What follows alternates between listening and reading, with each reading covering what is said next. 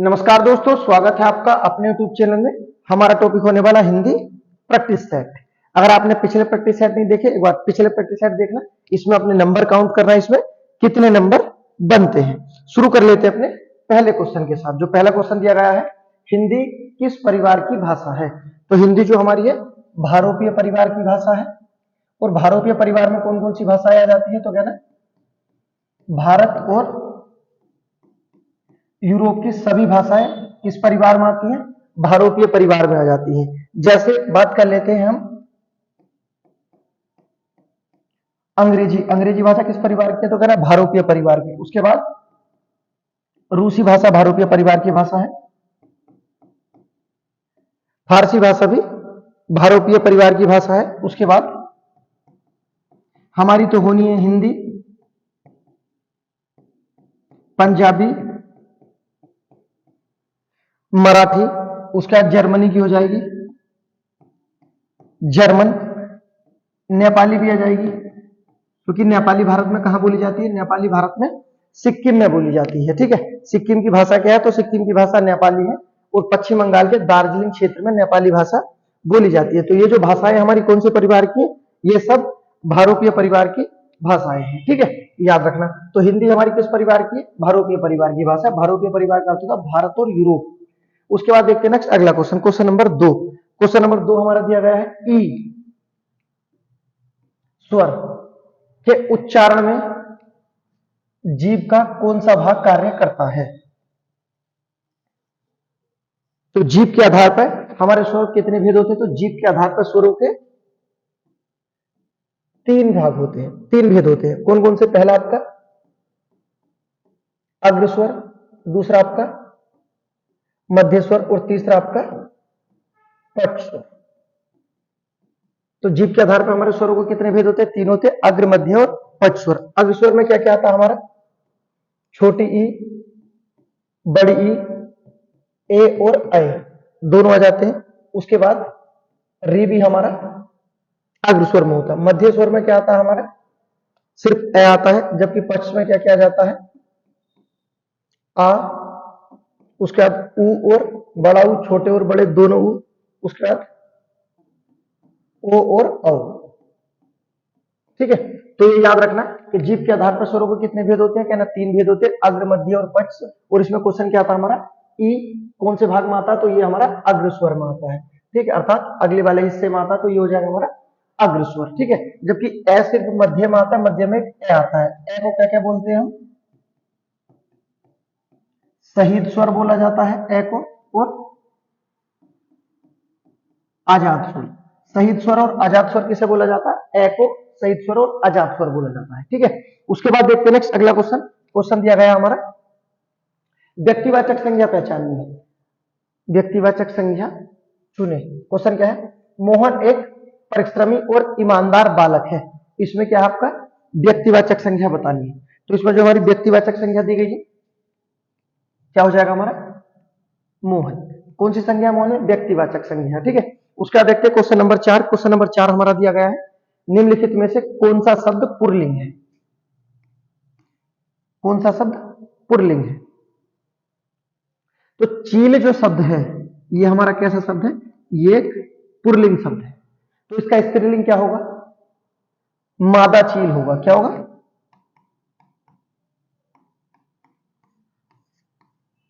मादा चील हो जाएगा। ठीक है, तो चील कैसा शब्द है हमारा, ये पुल्लिंग शब्द है। ठीक है, जबकि अन्य कोई भी आपका कढ़ी, संतान और सरसों कैसा शब्द है, ये हमारे स्त्रीलिंग है। चील कैसा है हमारा, पुल्लिंग शब्द है। और लिंग की पहचान किससे होती है, तो लिंग की पहचान संज्ञा से होती है। उसके बाद देखते हैं नेक्स्ट क्वेश्चन नंबर 5। जो क्वेश्चन नंबर 5 दिया गया हमारा, निम्नलिखित में से एक वचन पहचानना है, जो हमारा एक वचन होगा। पहले गया प्राण, दर्शन, होठ, ये तीनों तो बहुवचन है। तो बचा हुआ क्या हो जाएगा हमारा, तेल क्या हो जाएगा हमारा, एक वचन हो जाएगा। ठीक है, तो वचन से भी और लिंग से भी दोनों से क्वेश्चन है। उसके बाद देखते हैं क्वेश्चन नंबर 6। क्वेश्चन नंबर 6 दिया गया है, उसने पत्र लिखा, रेखांकित शब्द में सर्वनाम का भेद बताना है। अच्छा क्वेश्चन है, सर्वनाम से है। उसने पत्र लिखा, रेखांकित शब्द में सर्वनाम बताना है, अर्थात उसने कौन सा सर्वनाम होगा? निजवाचक, निश्चयवाचक, पुरुषवाचक या संबंधवाचक?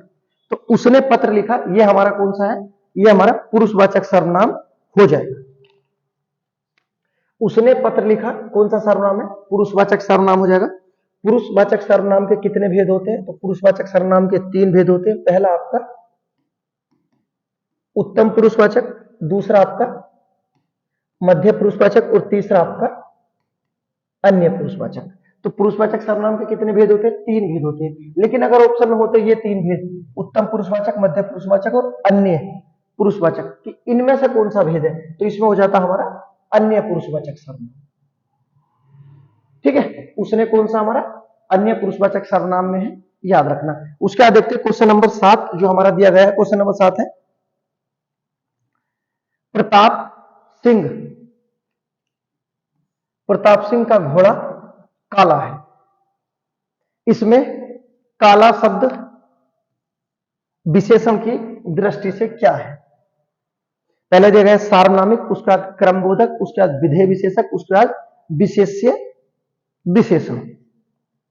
अब देखो आपको जो चीज याद रखनी, प्रताप सिंह का घोड़ा काला है, इसमें काला शब्द विशेषण की दृष्टि से क्या है? अब आपको देखो जो याद रखना हमेशा सर्वनाम में, यदि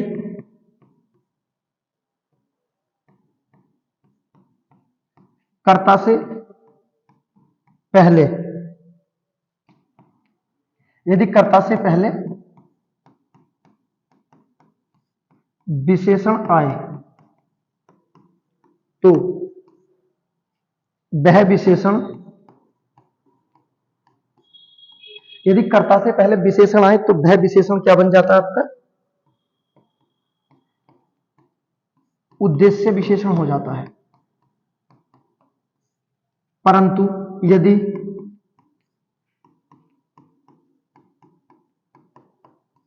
हमारा विशेषण कर्ता के बाद आए, कर्ता के बाद आए तो वह विशेषण क्या बन जाता है आपका? विधेय विशेषण बन जाता है। जैसा हमारे इसमें दिया गया है, देखो प्रताप सिंह का घोड़ा कैसा है? काला है। अर्थात ये किसके बाद आया है? कर्ता या आपका संज्ञा के बाद आया है। ठीक है, तो ये क्या हो जाएगा हमारा?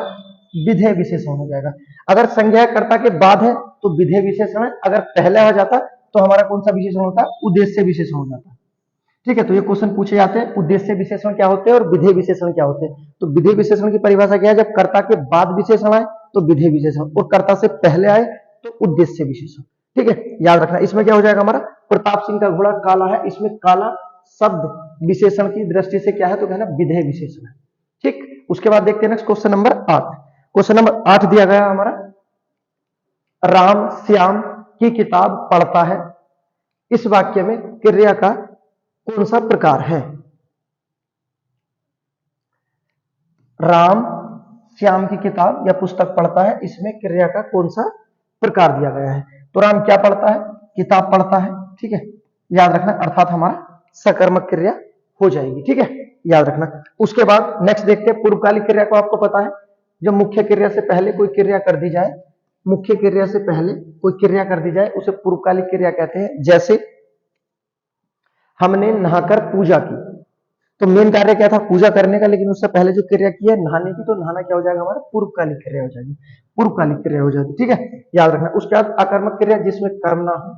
उसके बाद देख क्या है? अनेकार्थी जिसमें अनेक अर्थ क्रिया जिसमें अनेक क्रियाएं दी गई। उसके बाद देखते हैं क्वेश्चन नंबर 9। क्वेश्चन नंबर 9 में दिया गया हमारा, निम्न में से कर्ता कारक वाला वाक्य छांटना है। कर्ता कारक, मोहन को जाना है, शाम को मत आना, शीला को रोटी खिलाओ, विभा को पुस्तक दे दो। अब बताओ, इसमें कर्ता कारक है, आसान। कर्ता जो हमारा कारक चिन्ह होता है क्या होता है? ने, लेकिन यहां ने का प्रयोग नहीं हुआ है, तो इसमें क्या हो जाएगा? कार्य तो कर्ता द्वारा किया जाएगा। मोहन को जाना है, अर्थात ये हमारा कौन सा कारक हो जाएगा? कर्ता कारक हो जाएगा। ठीक है, उसके बाद देखते हैं नेक्स्ट अगला क्वेश्चन, क्वेश्चन नंबर 10। भूतकाल के कितने भेद होते हैं? अब देखो कितना आसान क्वेश्चन है, हो सकता है आप इसे गलत कर दो। भूतकाल के कितने भेद होते हैं? तो भूतकाल के 6 भेद होते हैं। कितने भेद होते हैं? 6 भेद होते हैं। पहला क्या होता है आपका? सामान्य भूतकाल, उसके बाद होता हमारा आसन्न भूतकाल, उसके बाद होता है अपूर्ण भूतकाल, फिर आएगा आपका पूर्ण भूतकाल, उसके बाद आ जाएगा आपका संदिग्ध भूतकाल, ठीक है, और लास्ट हो जाएगा आपका हेतु हेतु मध्य भूतकाल। ठीक है, तो याद रखना भूतकाल के कितने भेद होते हैं? तो भूतकाल के 6 भेद होते हैं। सामान्य भूतकाल, उसके बाद आ जाता है आसन्न भूतकाल, अपूर्ण भूतकाल, पूर्ण भूतकाल, उसके बाद संदिग्ध भूतकाल और लास्ट हेतु हेतु मध्य भूतकाल। तो आंसर क्या हो जाएगा हमारा? बी हो जाएगा। ठीक है, और काल से क्वेश्चन है, काल का शाब्दिक अर्थ क्या होता है? तो कहना समय होता है। काल का शाब्दिक अर्थ क्या होता है? समय। ठीक है, और काल के कितने भेद होते हैं? 3। बीता हुआ, जो चल रहा है, जो आने वाला है, भूतकाल, वर्तमान काल और भविष्य काल। इसमें क्वेश्चन था भूतकाल के कितने भेद होते हैं। उसके बाद देखते हैं क्वेश्चन नंबर 11। क्वेश्चन नंबर 11 दिया गया है, राम आम खाता है में वाच्य बताना है। ठीक है, वाच्य का शाब्दिक अर्थ होता है बोलना या बोलने का विषय, अर्थात बोलते समय कर्ता की प्रधानता है तो कर्तृवाच्य, कर्म की प्रधानता तो कर्मवाच्य और भाव की प्रधानता है तो भाववाच्य। अब इसमें देखते हैं किसकी प्रधानता है। राम आम खाता है, तो किसकी प्रधानता है? राम, अर्थात कृत कर्ता की हो जाएगी, तो कर्तृवाच्य हमारा आंसर हो जाएगा। ठीक है, याद रखना। उसके बाद देखते हैं next question number 12। Question number 12 अच्छा क्वेश्चन है। क्वेश्चन नंबर 12 दिया गया, हमें प्रतिदिन सूर्य नमस्कार करना चाहिए। रेखांकित शब्द में रेखांकित शब्द को पहचानिए, अर्थात उपसर्ग है, अव्यय है, सर्वनाम है, कारक है। तो प्रतिदिन उपसर्ग तो होना नहीं, अव्यय क्या हो सकता है? या सर्वनाम हो सकता है, या उसके बाद आपका कारक हो सकता है। तो जो दिया गया हमारा प्रतिदिन एक हमारा अव्यय है। तो प्रतिदिन कैसा शब्द है हमारा? ये अविकारी शब्द है। ठीक है, अर्थात ये हमारा अव्यय हो जाएगा। Option number B. अव्यय के कितने भेद होते हैं? अव्यय के 4 भेद होते हैं। पहला कौन सा होता है?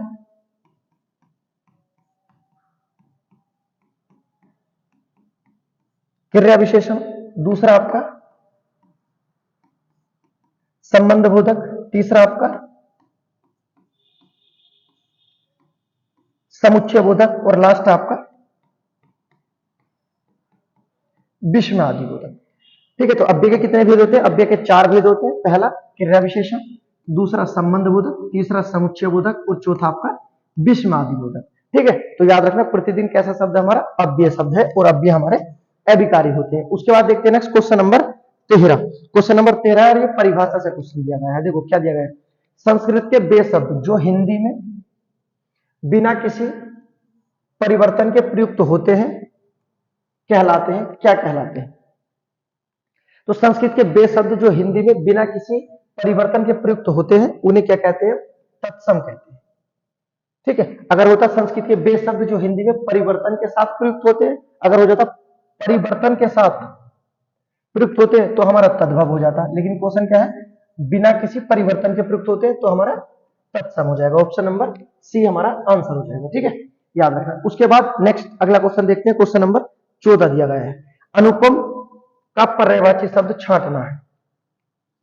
अनुपम का क्या पर्यायवाची होता है? तो अनुपम का जो पर्यायवाची होता है हमारा, ये होता है अनोखा। कोई चीज अनोखी होती है तो वो हम बोलते हैं अनुपम। उसके बाद हो जाएगा अनूठा,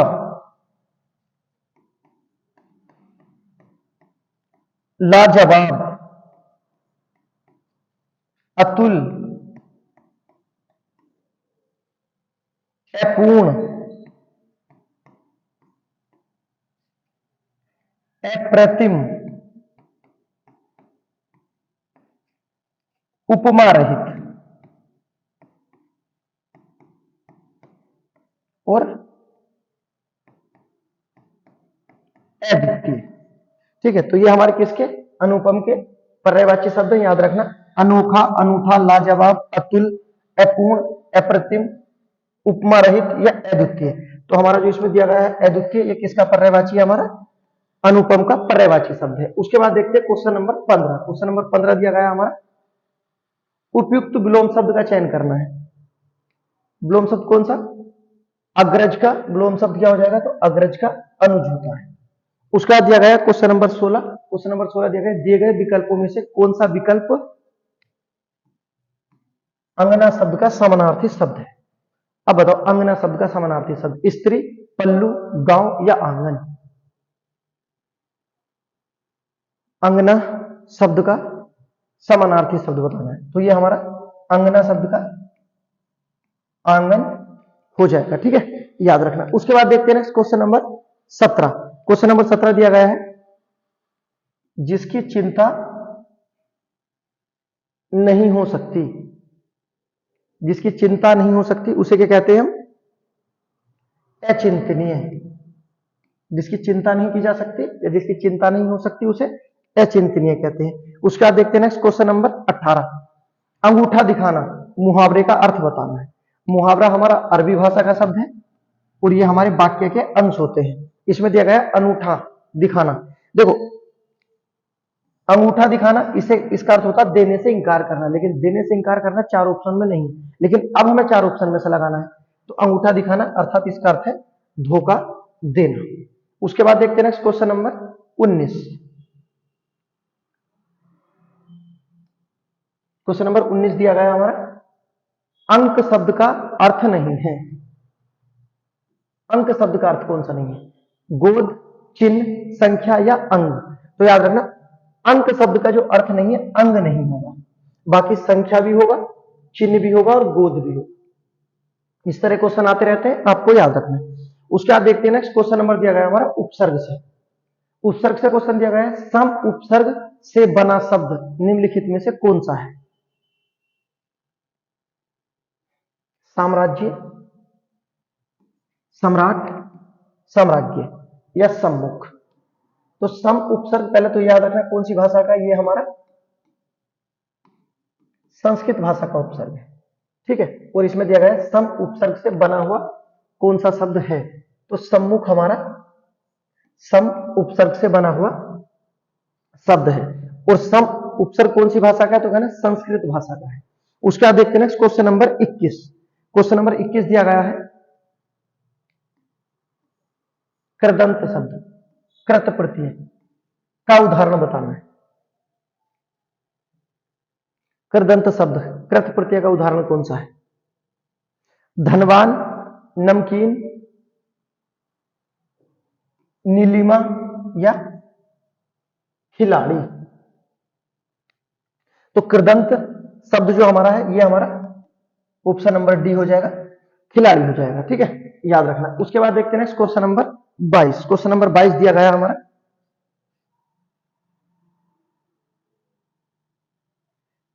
क्वेश्चन नंबर 22 दिया गया है हमारा, स्वर संधि के कितने प्रकार होते हैं। तो स्वर संधि के जो प्रकार होते हैं कितने होते हैं हमारे, 5 होते हैं। कौन कौन से, पहला होता है हमारा दीर्घ संधि, गुण संधि, यण संधि, अयादि संधि और आपकी वृद्धि संधि। ठीक है, तो याद रखना स्वर संधि के कितने भेद होते हैं, 5 भेद होते हैं, पांचों को याद रखना। उसके बाद देखते हैं क्वेश्चन नंबर, यथा विधि में कौन सा समास है। ठीक है, ये उपसर्ग से क्वेश्चन है और उपसर्ग हमारा किस में आता है, मैं पहले बहुत बार बता चुका हूं, जैसे आ, अनु, यथा, यावत, हर, भर, नी, बे, ये सब उपसर्ग आते हैं हमारे, इसमें होते हैं अव्यवहार समास में। ठीक है, आंसर क्या हो जाएगा हमारा, अव्यवहार समास। और अव्यवहार समास का कौन सा पद प्रधान होता है, तो कहना पूर्व पद प्रधान होता है। और समास में सिर्फ एकमात्र अव्यवहार समास ऐसा है जिसका पूर्व पद प्रधान होता है, बाकी किसी का पूर्व पद प्रधान नहीं होता है। ठीक, समास का शाब्दिक अर्थ क्या होता है, तो समास का शाब्दिक अर्थ होता है संक्षेपीकरण करना, अर्थात किसी वस्तु को बताते समय छोटा कर देना। कितना छोटा कर देना? 33% या 1/3 कर देना। इतना छोटा करके समझाना, उसे क्या कहते हैं? समास कहते हैं। इसमें क्या था, यथा विधि में कौन सा समास है? तो हमारा अव्यय समास हो जाएगा। जहां कहीं भी ये मिल जाए आपको, आ, अनु, यथा, यावत, हर, भर, नी, डर, डर भी आ जाएगा। ठीक है। और आपके रिपीट शब्द होंगे सेम, जैसे रात, रात, तो कौन सा समास हो जाएगा हमारा? अव्यय। दिन, दिन, कौन सा समास हो जाएगा हमारा? अव्यय। रिपीट होंगे सेम शब्द, जैसा रात है तो रात ही आएगी, दिन है तो दिन ही होगा। अगर दिन रात हो जाएंगे तो आपका अलग हो जाएगा, फिर हमारा द्वंद समास हो जाएगा। ठीक है, याद रखना। उसके बाद देखते हैं क्वेश्चन नंबर 24 जो हमारा दिया गया है। क्वेश्चन नंबर 24 में दिया गया है, रचना के आधार पर वाक्य के भेद बताइए। रचना के आधार पर वाक्य भेद, तो रचना के आधार पर वाक्य भेद और रचना के आधार पर शब्द भेद। रिपीट है ये क्वेश्चन। रचना के आधार पर वाक्य भेद कितने होते हैं हमारे? 3 होते हैं। रचना के आधार पर वाक्य भेद कितने होते हैं? 3। पहला सरल,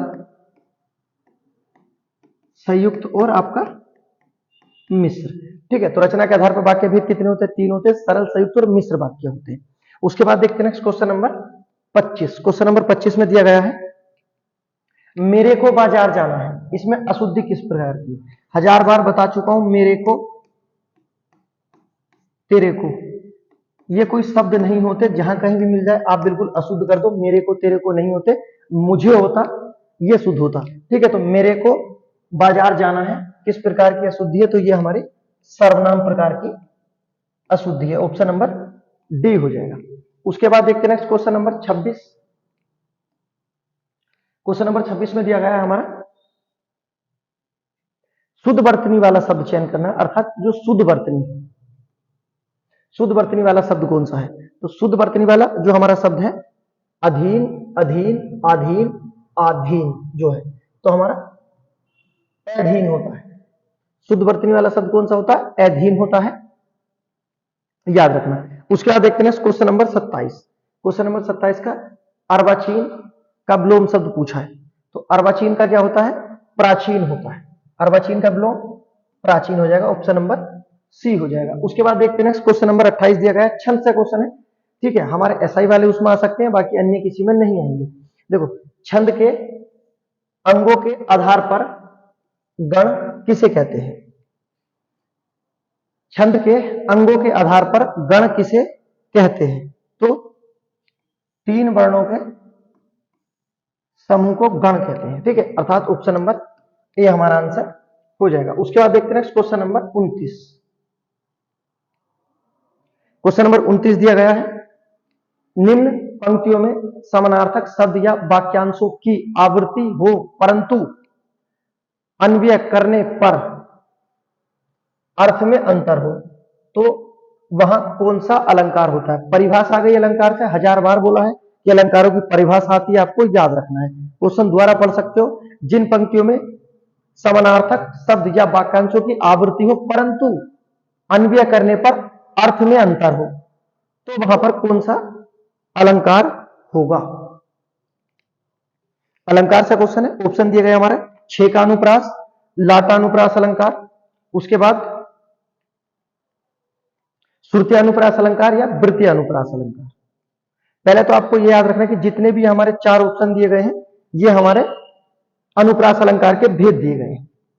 ठीक है, अनुप्रास अलंकार के भेद है। अनुप्रास अलंकार के कितने भेद होते हैं? तो अनुप्रास अलंकार के हमारे 5 भेद होते हैं। ठीक है, जो दिया गया आपका लाटानुप्रास, उसके बाद छेकानुप्रास, श्रुत्यानुप्रास, वृत्त्या और एक और होता है आपका अंत्यानुप्रास। ठीक है, ये 5 लिख देते हैं। तो कितने भेद होते हैं अनुप्रास के? 5। लेकिन इसमें जो हमारा क्वेश्चन बनेगा, जो दिया गया था, जिन पंक्तियों में समानार्थक शब्दों या वाक्यांशों की आवृत्ति हो परंतु अन्वय करने पर अर्थ में अंतर हो, तो कौन सा अनुप्रास हो जाएगा हमारा? लाटा अनुप्रास अलंकार हो जाता है। ठीक है, याद रखना। उसके बाद नेक्स्ट अलंकार के बारे में पता कि अलंकार का शाब्दिक अर्थ क्या होता है? सजावट करना। अलंकार का संस्थापक किसे बोला गया है? अलंकार के संस्थापक बोला गया है आचार्य वामन को, अलंकार का संस्थापक। जबकि अलंकार की परिभाषा किसके द्वारा दी गई है? तो अगर अलंकार की परिभाषा पूछी जाए तो कहना आचार्य दंडी द्वारा अलंकार की परिभाषा दी गई है। दोनों व्यक्ति याद रखना। जबकि अलंकार का सम्राट, अलंकार का सुल्तान या अलंकार का बादशाह बोला जाता है केशवदास को, जो रीति काल के सबसे बड़े कवि थे। उसका देखते हैं क्वेश्चन नंबर 30। क्वेश्चन नंबर 30 दिया गया है, शुद्ध वर्तनी का चयन करना है। अध्येता किस तरह से लिखा जाएगा? शुद्ध वर्तनी, वर्तनी आते हैं हर एक एग्जाम में, वर्तनी से क्वेश्चन आता है। वर्तनी तो बिल्कुल फिक्स है, याद होनी चाहिए, बिल्कुल फिक्स। तो इसमें जो हो जाएगा हमारा ऑप्शन नंबर बी हो जाएगा। क्या हो जाएगा? अध्येता। उसके बाद देखते हैं क्वेश्चन नंबर 31, कामायनी के रचनाकार कौन है? क्वेश्चन दिया गया है, कामायनी के रचनाकार कौन है? तो कामायनी के रचनाकार है जयशंकर प्रसाद। अब जयशंकर प्रसाद को किस नाम से जानते हैं? तो याद रखना, आधुनिक कविता के सुमेरु बोला जाता है। क्या बोलते हैं?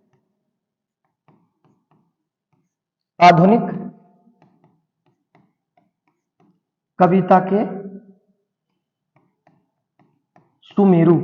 आधुनिक कविता के सुमेरु किसे बोला गया है? जयशंकर प्रसाद को बोला गया है। इनकी महत्वपूर्ण रचनाएं आती हैं, बहुत प्रसिद्ध रचनाएं हैं, जैसे झरना, लहर, झरना, लहर, आंसू। उसके बाद प्रेम पथिक, झरना, लहर, आंसू, प्रेम पथिक। एक घूंट के नाम से भी आती है, एक घूंट, आंधी, और एक आती है बहुत प्रसिद्ध आकाशदीप। आकाशदीप किनकी रचनाएं हैं? तो याद रखें, जयशंकर प्रसाद की, जैसे आकाशदीप, आंधी, एक घूंट, प्रेम पथिक, आंसू, झरना, लहर। ये तो बहुत प्रसिद्ध है, आंसू, झरना, लहर, जयशंकर प्रसाद की रचनाएं हैं, आपको याद रखना है। उसके बाद नेक्स्ट अगला क्वेश्चन देखते हैं। नेक्स्ट हमारा जो दिया गया है, क्वेश्चन दिया गया है, किस कृति के लिए कवि नागार्जुन को साहित्य अकादमी पुरस्कार मिला? वह किस भाषा में रचित है? अर्थात इनकी जो कृति है नागार्जुन की, किस भाषा में रचित है, जिसके लिए इन्हें साहित्य पुरस्कार दिया गया? साहित्य पुरस्कार की स्थापना कब की गई थी? 1954 में की गई थी। ठीक है, याद रखना। उसके बाद इसमें पूछा है नागार्जुन को साहित्य पुरस्कार किस भाषा के लिए दिया गया था? तो इन्हें जो भाषा के लिए दिया गया था वो याद रखना, मैथिली भाषा के लिए दिया गया था। ठीक है, कब दिया गया था? 1965 में दिया गया था। भाषा कौन सी थी? मैथिली। अगर पूछी जाए रचना कौन सी थी कि नागार्जुन को हिंदी साहित्य पुरस्कार किस रचना के लिए दिया गया था, तो याद रखना रचना का नाम है पत्रहीन नग्नगाछ। क्या नाम है? पत्रहीन नग्नगाछ। रचना थी कौन सी भाषा में है? मैथिली। कौन सा पुरस्कार दिया गया? हिंदी साहित्य पुरस्कार। कब दिया गया? 1965 में। ठीक है, याद रखना नागार्जुन से। उसके बाद देखते हैं नेक्स्ट अगला question, question number 33। Question number 33 दिया गया है, पलकों को गिराए बगैर के लिए एक शब्द बताना है। अर्थात अनेकार्थी शब्दों से क्वेश्चन है, पलकों को गिराए बगैर के लिए एक शब्द बताना है। तो पलकों को गिराए बगैर के लिए हो जाएगा निर्निमेष। क्या हो जाएगा? पलकों को गिराए बगैर अर्थात निर्निमेष। अनेक शब्दों के लिए एक शब्द है, याद रखना। उसके बाद दिया गया है क्वेश्चन नंबर 34, खड़ी बोली का पहला प्रयोग किसके द्वारा किया गया था? बहुत महत्वपूर्ण क्वेश्चन है। पिछले प्रैक्टिस सेट में भी खड़ी बोली से क्वेश्चन था। ऐसा कोई होता ही नहीं है, एक दो प्रैक्टिस सेट के बाद खड़ी बोली से क्वेश्चन आ ही जाता है। जैसे इसमें पूछ लिया, खड़ी बोली का सबसे पहला प्रयोग किसके द्वारा किया गया था? अर्थात खड़ी बोली का प्रयोग करने वाले जो पहले व्यक्ति थे उनका नाम बताना है। तो खड़ी बोली का जो नाम या प्रयोग किया गया है सबसे पहले किसके द्वारा किया गया है? याद रखना, जॉर्ज गिलक्राइस्ट द्वारा किया गया है। किसके द्वारा किया गया है? जॉन गिलक्राइस्ट द्वारा किया गया है। व्यक्ति का नाम याद रखना। उसके बाद खड़ी बोली को अन्य किस नाम से जानते हैं? तो कोरबी के नाम से जानते हैं। अन्य क्या नाम है? मानक भाषा। मानक भाषा किसे बोला गया है? खड़ी को। कोरबी किसे बोला गया? खड़ी बोली को बोला गया। अगर पूछा है खड़ी बोली के प्रथम कवि कौन है, तो उनका नाम आएगा आपका अमीर खुसरो। खड़ी बोली के प्रथम कवि कौन थे? अमीर खुसरो। उसके बाद नेक्स्ट खड़ी बोली शब्द का प्रयोग किसके द्वारा किया गया था? तो लल्लू लाल द्वारा किया गया है। ठीक है, खड़ी बोली से क्वेश्चन बनते हैं, आपको याद रखना है। खड़ी बोली को परदेसी भाषा किसने बोला है? तो खड़ी बोली को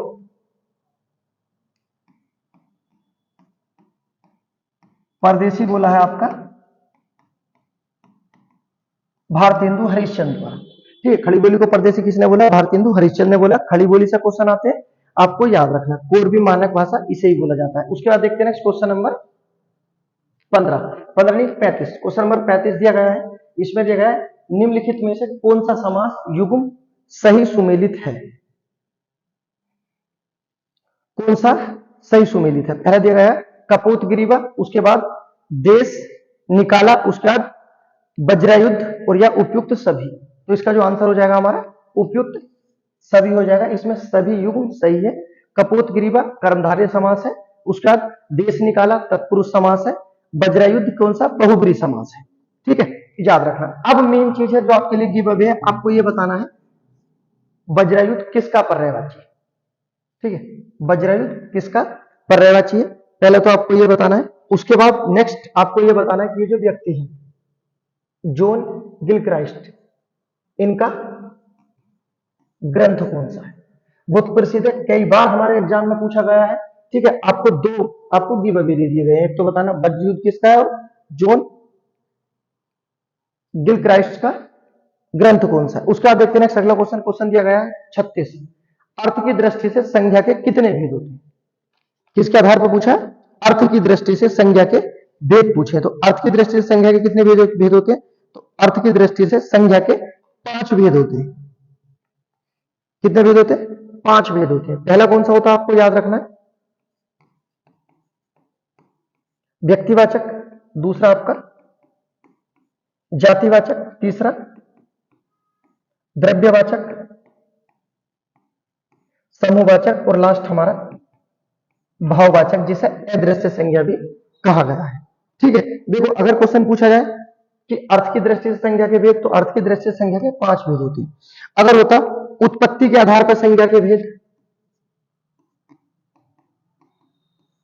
तो उत्पत्ति के आधार पर संज्ञा के 3 भेद हो जाते। उत्पत्ति के आधार पर कितने हो जाते? 3। कौन कौन सा? पहला रूढ़, दूसरा यौगिक और उसके बाद योग। ठीक है, तो अगर अर्थ के दृष्टिकोण से संख्या के 5 भेद, जबकि उत्पत्ति के आधार पर 3 भेद हो जाते। उसके बाद और जो अन्य पूछा जाता है, आपको बताना है कि संख्या के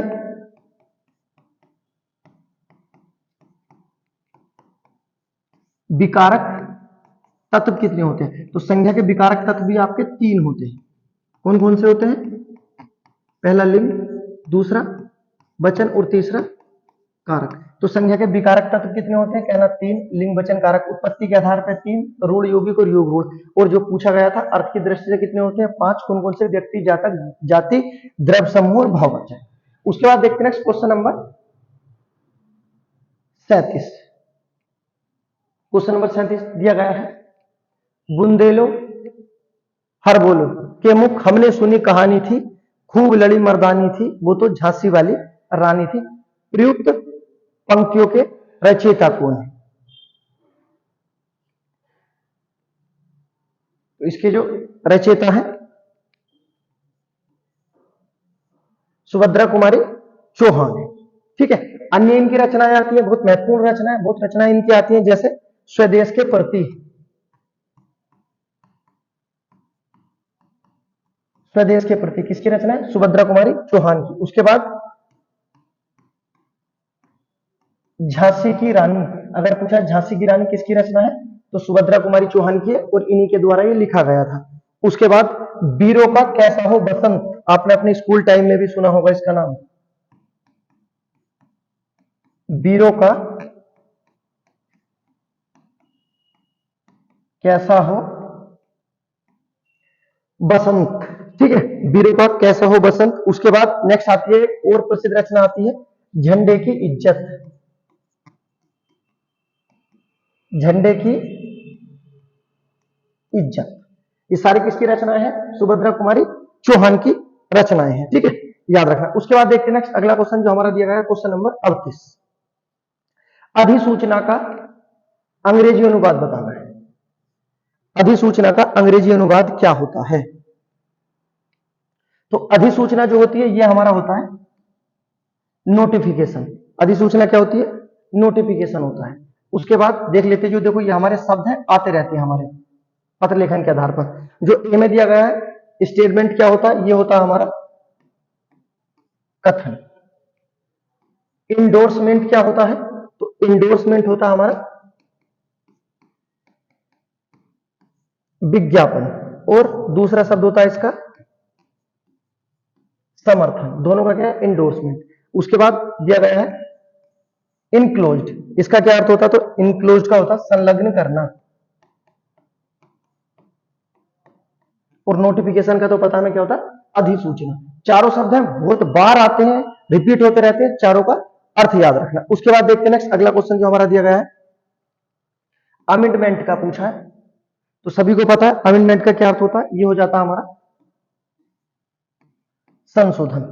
उसके बाद अगला क्वेश्चन, क्वेश्चन नंबर 40 दिया गया हमारा ऑर्डर के लिए सटीक पूछा है। सटीक हिंदी शब्द बताना है। ऑर्डर निर्देश होगा, निदेश होगा, आदेश होगा, या इसमें से अन्य होगा। इनमें से ही बता दो इसमें से जो होगा। तो ऑर्डर का जो अर्थ होता है ये होता है हमारा बिल्कुल आदेश। ऑप्शन नंबर सी हमारा आंसर हो जाएगा। ठीक है, याद रखना। उसके बाद नेक्स्ट जो आपके लिए गिव अवे है, एक क्वेश्चन पूछा जाएगा, ये आपके लिए गिव अवे है, अभी पिछले एग्जाम में आया था, आपको बताना है। इसमें हमारा क्वेश्चन है आपका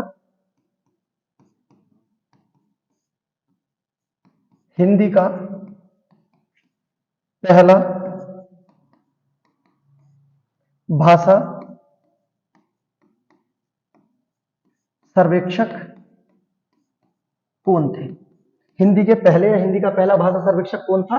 ये आपको गिव अवे में बताना है। अगर वीडियो आपको पसंद आई तो लाइक करें। उसके बाद मिलते हैं फिर कल नई वीडियो के साथ।